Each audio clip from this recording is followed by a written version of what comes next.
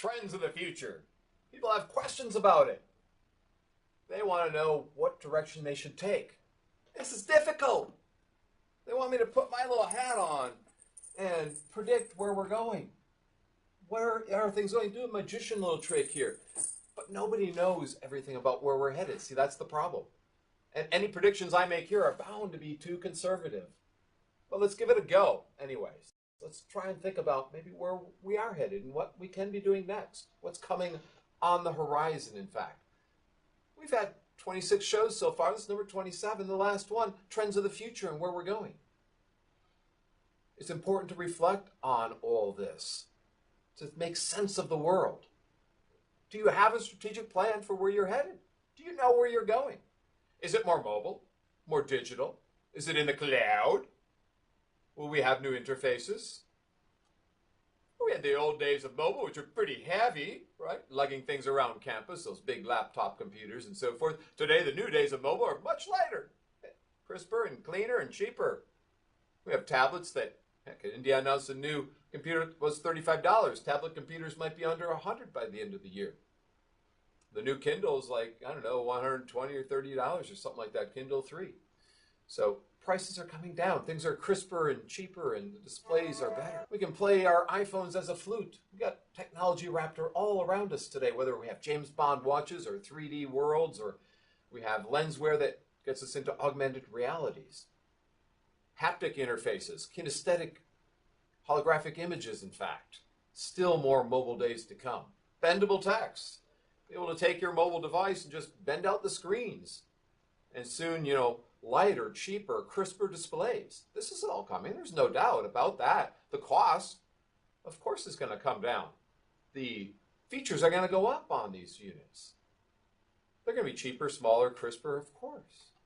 Netbooks today, what's going to happen tomorrow? Those netbook chips will be in your mobile phone soon, according to my friend Elliot Soloway at Michigan. Will life be in the cloud?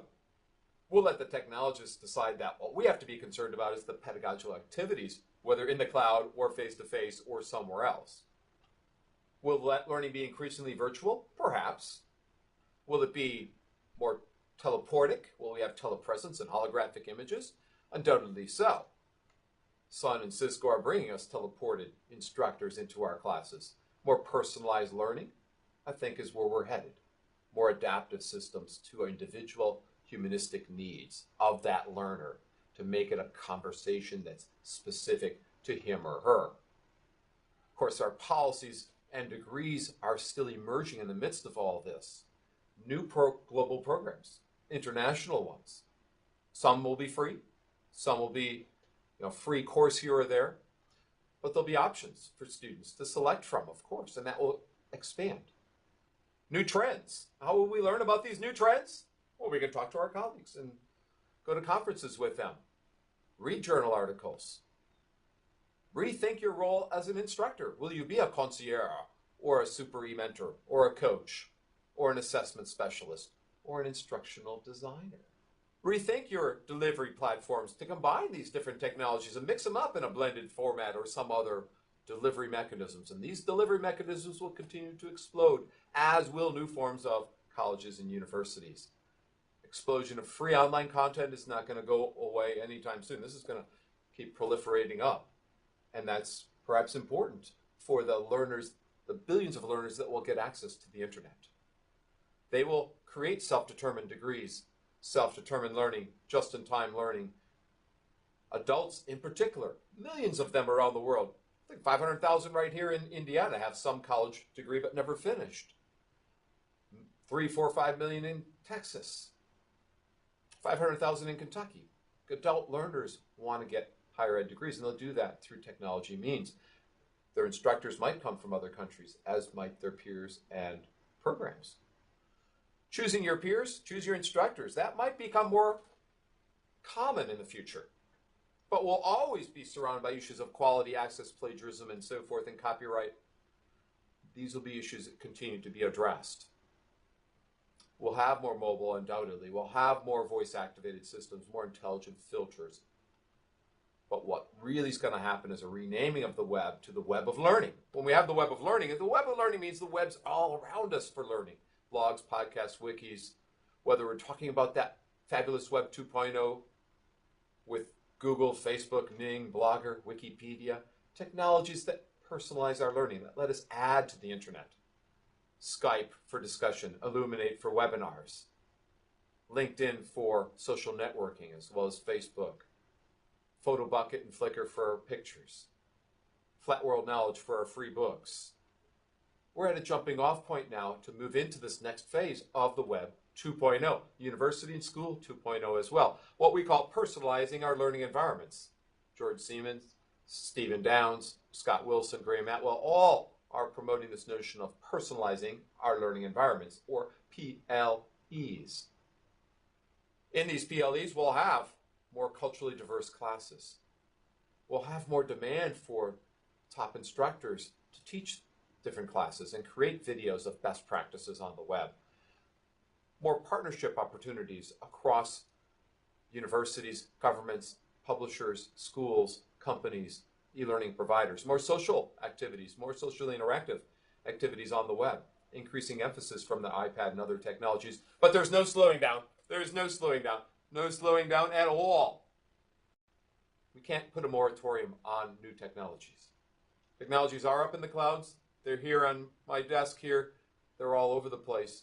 They're on other planets eventually. There are trends happening. Personalized learning environments I heard mentioned in the United Kingdom 4 years ago, in China a couple of years ago. There's simulations from the National Guard and the military that push out the far envelope of what's possible already. There's teleported instructors from a program called Contact North in Ontario, where instructors get teleported into First Nation places in the northern remote parts of Ontario, where they don't even have paved roads and running water, maybe. Personalizing our learning with conversations and learning paths and social events, apprenticeship possibilities. As an administrator, you have to decide about books, ebooks, and mobile learning and cloud computing and open source access. As an instructor, you have to decide, will you be a concierge, counselor, credit manager, a facilitator? Will you get involved in this do-it-yourself university movement, edupunks, if you will? As a student, will you use this content that's been created free to the world? Will you put on your resume that you took a free online course or went through some self-paced materials? These are important questions to ask as an instructor, as an administrator, and as a student. And there are many, many, many more. But read through open access journals for some answers.